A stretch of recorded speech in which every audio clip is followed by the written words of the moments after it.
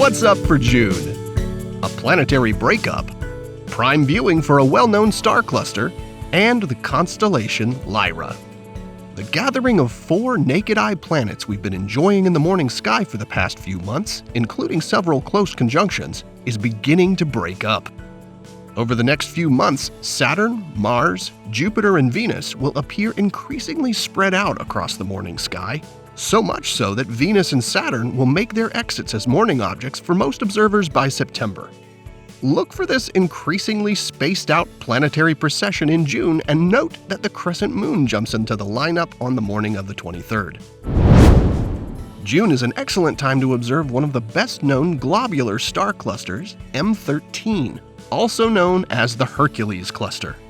Globular clusters are spherical collections of stars tightly packed together in their centers.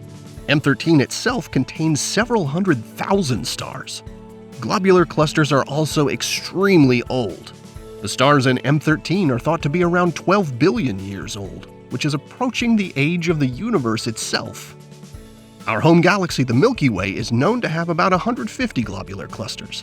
They orbit outside the galaxy's disk, traveling tens of thousands of light years above and below its spiral arms and most of its stars. Now, the Hercules cluster is best observed with a telescope, and larger telescopes will allow you to see more of the cluster's stars. But you can also find it with a pair of binoculars, where it'll look like a hazy little spot.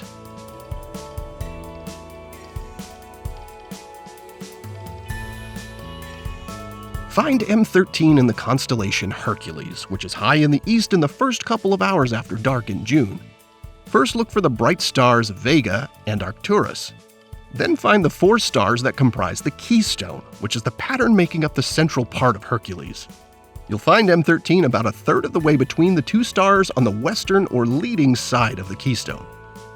So check out the Great Globular Cluster in Hercules, M13, in June, and find yourself staring at an ancient gathering of stars that soars high above the Milky Way. Finally, in June, a quick introduction to one of the smaller constellations that's home to one of the brightest stars. That's the constellation Lyra. It represents a lyre, or harp, played by the musician Orpheus in Greek mythology.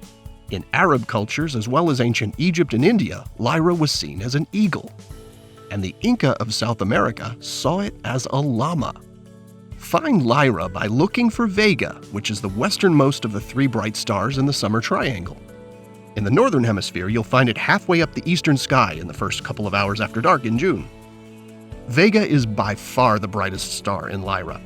It's the 5th brightest star in the sky and the 2nd brightest in the northern hemisphere after Sirius. A pair of binoculars will help you see the other stars in Lyra, which form a sort of parallelogram hanging beneath it. It's sometimes described as looking a bit like a diamond ring, with Vega as the diamond.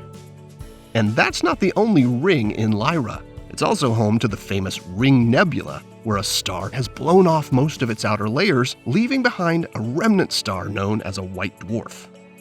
So let the bright star Vega lead you to Lyra, the harp constellation in the June sky.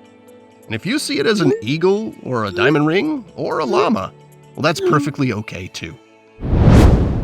Here are the phases of the moon for June. Stay up to date with all of NASA's missions to explore the solar system and beyond at nasa.gov. I'm Preston Dykes from NASA's Jet Propulsion Laboratory, and that's what's up for this month.